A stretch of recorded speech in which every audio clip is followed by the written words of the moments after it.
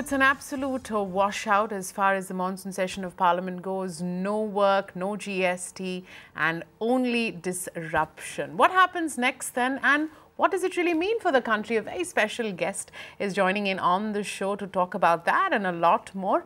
Our consulting editor, Swaminathan Aiyar, is here with us. Swami, so good to have you on the show. We haven't chatted in a very long time. It's almost a given now, you know, that the GST will miss its April 2016 deadline.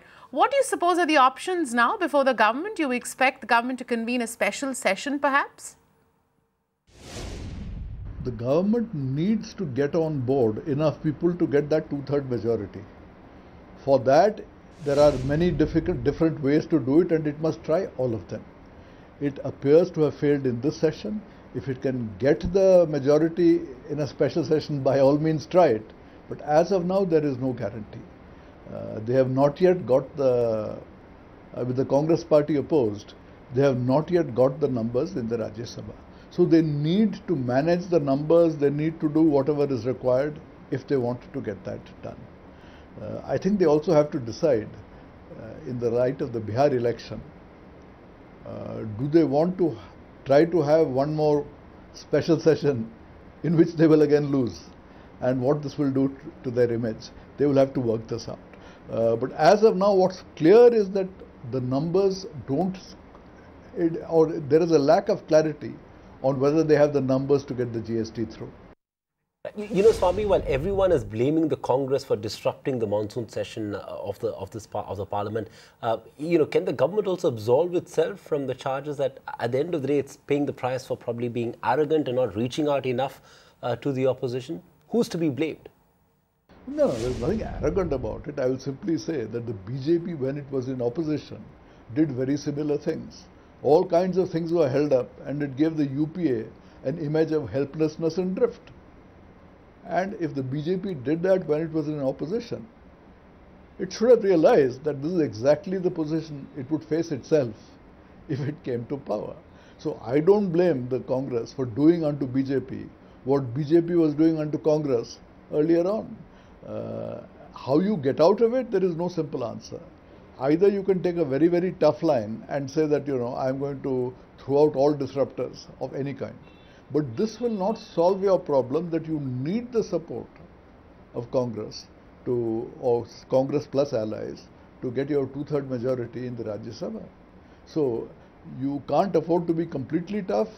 You are in a difficult situation, and anybody who thought it was going to be easy, I think, was under an illusion.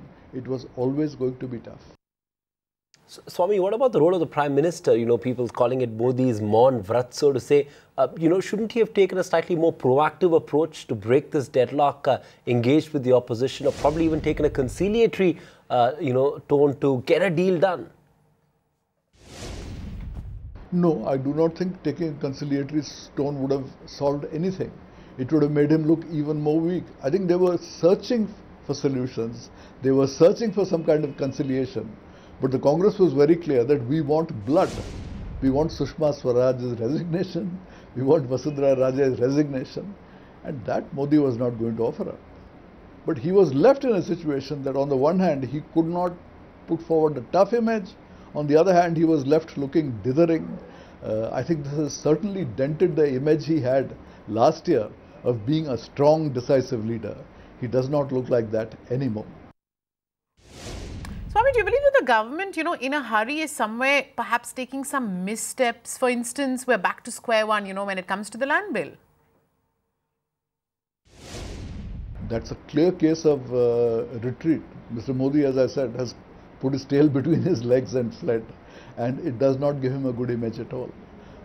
Again, he can say, well, I didn't have the numbers, my own allies were not with me. But I think more than that, they were really worried that the opposition is painting this to be an anti-farmer, pro-big business bill. And they were worried, what kind of impact will this have on the Bihar election? Now, if you have become a government that worries constantly of, can I do the right kind of decision because it may affect a state election, then I am afraid you are just like Rahul Gandhi and the UPA. In fact, some cynics are already calling this UPA 3 minus big corruption. I mean, that is a pathetic situation to have arrived at after the great victory that you had last year. But this is what's happening. Within the party, there is a lack of conviction, a lack of saying, let's go for tough decisions, whether or not we are able to push it through. Let us keep up the image of trying to be tough, and let the onus be on the Congress to say that, they are disrupting things. No, you're unwilling to be tough because you don't have the conviction that being tough will win you the election. Last question then, Swami, with you. What's your verdict, after this monsoon washout? We know the people of the country are the real losers. Is there even a winner in all of this? If there is one, who is it? What's the big learning? There is, I suppose the only winner you could say is the Constitution of India, which has created a first past the post winner system. And over and above that, you have this federal system, where I think for any party to have a majority both in the Lok Sabha and the Rajya Sabha at any point of time, it's going to be quite difficult. In those circumstances, I see that the deadlock and gridlock in Parliament should be taken as something that you will come across again and again and again. It affected the UPA, it has affected the BJP, and I would say merely because you won a majority in one house at one point of time, it solves some of your problems. It does not solve all your problems. The problem of handling the Rajya Sabha as well as the Lok Sabha, if you want to have a majority in both, you would probably have to rule for at least 2 terms and maybe 3 to win enough state assemblies to get control of both.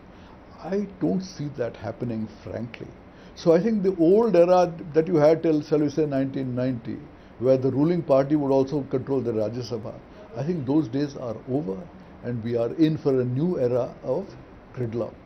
Find us on Facebook at facebook.com/ETNow and don't forget to click the like button. You can also follow us on Twitter at ETNowLive. To stay updated with all our programming, hit the subscribe button on our YouTube channel by logging on to youtube.com/user/ETNow.